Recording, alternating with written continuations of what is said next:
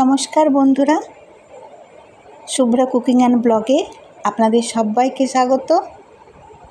আমি শুভ্রা চলে এসেছি আজও আপনাদের সামনে আবারও একটি নতুন রান্না নিয়ে। আজ করব কপি ডাঁটার তরকারি। এই রান্নাটা আমার শাশুড়ি মায়ের কাছে শেখা। কপি ডাঁটাগুলো খুব ফ্রেশ আর কচি কচি ছিল। আমি সেটাকে ফেলে না দিয়ে আজকে রান্না করে নিচ্ছি। সরু সরু করে কেটে নিয়েছি আর নিয়েছি শিম গোটা গোটা, তেজপাতা, গোটা শুকনো লঙ্কা লাগছে, ফ্রেশ বিনস একদম,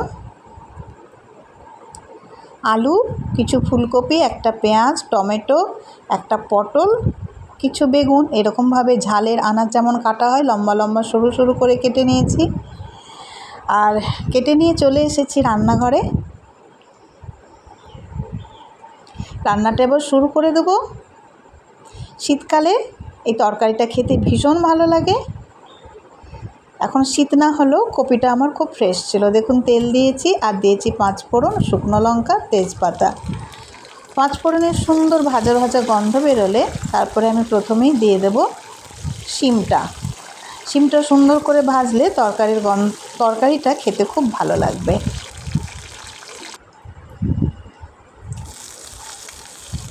তার আগে আমি পেঁয়াজটা দিয়ে দিচ্ছি। পেঁয়াজটা অপশনাল, আপনারা চাইলে দিতে পারেন, নাও দিতে পারেন।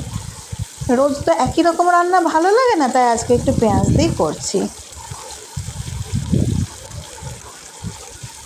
শ্বশুরবাড়িতে আমাদের নিজেদের জমি থেকে যখন ফ্রেশ ফুলকপি তুলে আর তার কপি ডাঁটা দিয়ে গরম গরম ভাতের সাথে তরকারি দিয়ে আমরা খাই, ভীষণ ভালো লাগে। সেই আমার শাশুড়ি মায়ের হাতে শেখা রান্নাটাই আজ আপনাদের সাথে শেয়ার করছি। শিম দিয়ে দিলাম, এখন একটু নুনও দিতে হবে। হালকা করে নুন আর হলুদ দিলে সবজিটা তাড়াতাড়ি কুক হয়ে যাবে আর নুনটাও সবজির ভেতরে ঢুকবে। এবার দিয়ে দেবো কপি ডাঁটা। শিম আর কপি ডাঁটা দিয়ে বেশ ভালো করে নাড়াচ্ছি। এতে কী হবে, সবজির গন্ধটাও একটু চলে যাবে। আর এইভাবে একটু ভেজে রান্না করলে রান্না তো খেতে ভালোই হয়। শিমটাও একদমই ফ্রেশ ছিল।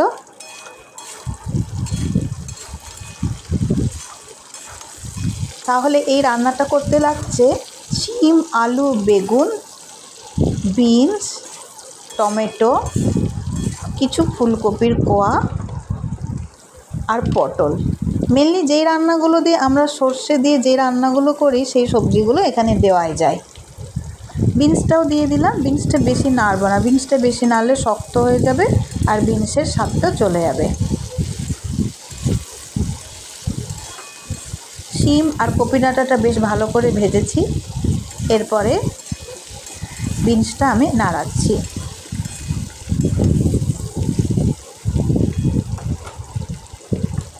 বন্ধুরা, আমার চ্যানেলের রান্নাগুলো ভালো লাগলে, আমার এই চ্যানেলটি ভালো লাগলে প্লিজ একটু লাইক করবেন, একটা কমেন্ট করবেন এবং শেয়ার আর সাবস্ক্রাইব করতে ভুলবেন না। আপনারা আমার পাশে থাকুন। আপনাদের সাপোর্টে আশা করি আমি আরও অনেক দূর যেতে পারবো। এবার দিয়ে দিলাম আলু, ফুলকপি আর পটলগুলো। একটা মাত্রই পটল লম্বা লম্বা সরু সরু করে কেটে দিয়েছি। এটাই আমার আজকের দুপুরের রান্না, সেটাই আমি আপনাদের সাথে শেয়ার করছি।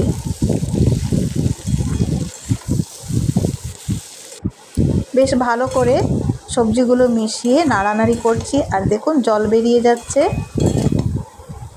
এই সবজির জলে সবজিটা একটু সেদ্ধ হবে। আমি 10 মিনিটের জন্য একটা ঢাকা দিয়ে দেব। অল্প করে দেখুন জলের ভাপ দিয়েছি আর একটু নুন হলুদও দিয়েছি। দিয়ে আমি গ্যাসটা সিম করে 10 মিনিটের জন্য এটাকে ঢাকা দিয়ে রেখে দেবো। 10 মিনিট পরে ঢাকা ঘুরে দেখছি তরকারিটা বেশ কমে এসছে, কারণ এটা অনেকটাই সেদ্ধ হয়ে গেছে।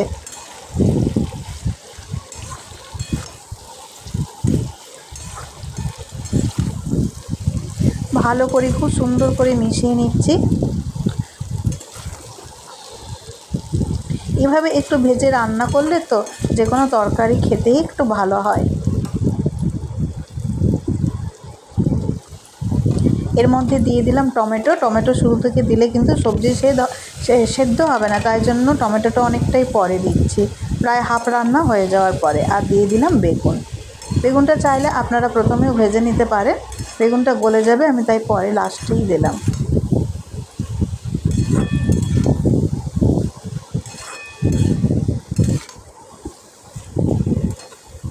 এখন আমি এইটাকে আরও কিছুক্ষণের জন্য ঢাকা দিয়ে দেব।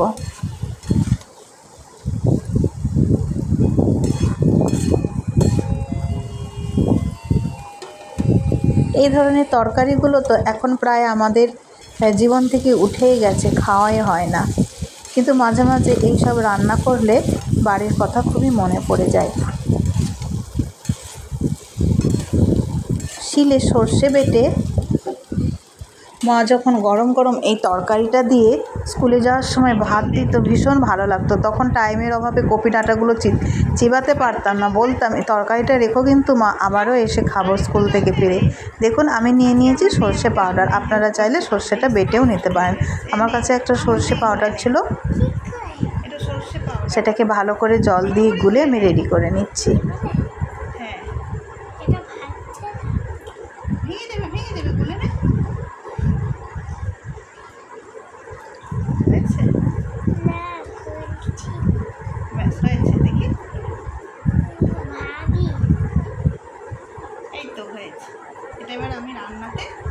এইবারে এই সর্ষেটা আমি দিয়ে দেব তরকারির ভিতর। এর ভিতরে আমি দিয়ে দিলাম লঙ্কা গুঁড়ো আর হলুদ গুঁড়ো। আপনারা চাইলে কাঁচা লঙ্কাও দিতে পারেন, আমার আজকে কাঁচা লঙ্কা ছিল না।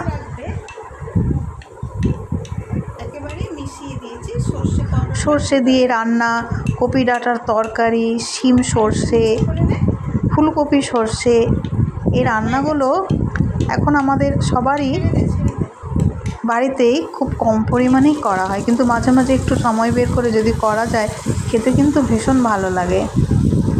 এটা টমেটো দিয়ে আর লঙ্কার জন্য সর্ষে দিয়ে একটু ঝাল ঝাল রান্না হবে, বা বলতে পারি এটা কপি ডাঁটার ঝাল, আর কপি ডাঁটার সর্ষে দিয়ে ঝাল রান্না।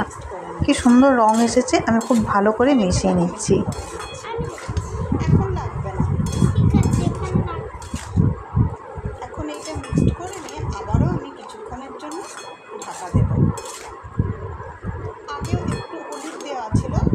ছোটোবেলায় আমাদের যখন ডাঁটাগুলো চেবানো হতো না, আমরা সেই ডাঁটাগুলো বাটিতে নিয়ে পুকুর পাড়ে চলে যেতাম বা নদীর পাড়ে, ডাঁটাগুলো রেখে রেখে খেতাম। নদীর পাড়ে বা পুকুরের পাড়ে গিয়ে ডাঁটাগুলো চিবাতাম, আর তারপর সেটা ফেলতাম পুকুরে, দেখতাম মাছ এসে খায় কিনা। আজ রান্না করতে গিয়ে অনেক পুরনো কথা মনে পড়ে গেল। ভালো করে কষিয়ে নিয়েছি, কিছুক্ষণের জন্য ঢাকা দিয়ে দেবো যাতে সর্ষেটা তরকারির ভিতরে ভালো করে মিশে। অল্প একটু সর্ষে দিয়েছি যাতে তেতো না হয়ে যায়, বেশি নাড়াচাড়াও করব না। আপনারা চাইলে এর মধ্যে একটু পোস্ত বাটাও দিতে পারেন।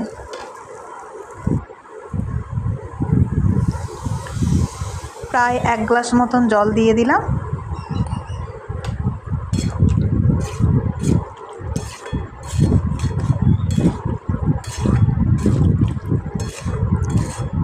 এখন এটা কভার করে দেব একটা লিড দিয়ে।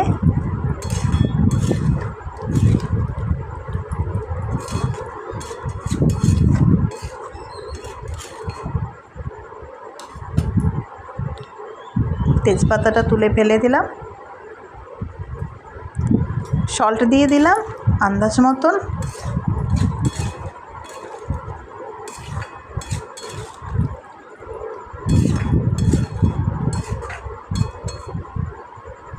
অলমোস্ট ডান, আমার প্রায় হয়েই এসেছে। 10 মিনিট মতন ঢাকা দিয়ে রেখে দিলেই রান্নাটা হয়ে যাবে রেডি। দেখুন ঢাকা খুলে দেখে নিলাম কেমন হয়েছে, ভীষণ ভালো হয়েছিল। আমি যখন ভাত মেখে খেলাম এটা আমার ভীষণ ভালো লেগেছে।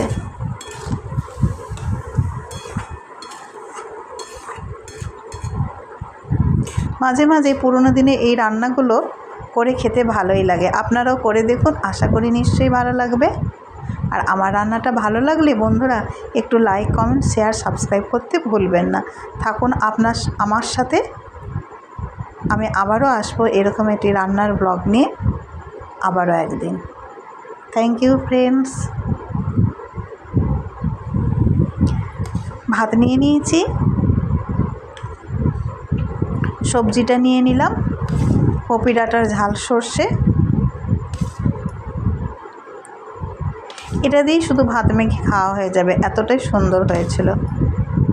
একটু মাখা মাখা গ্রেভি করেছি, আমি একটু ঝাল বাটা নিয়ে নিলাম। আসুন আপনারাও আমার সাথে। Thank you.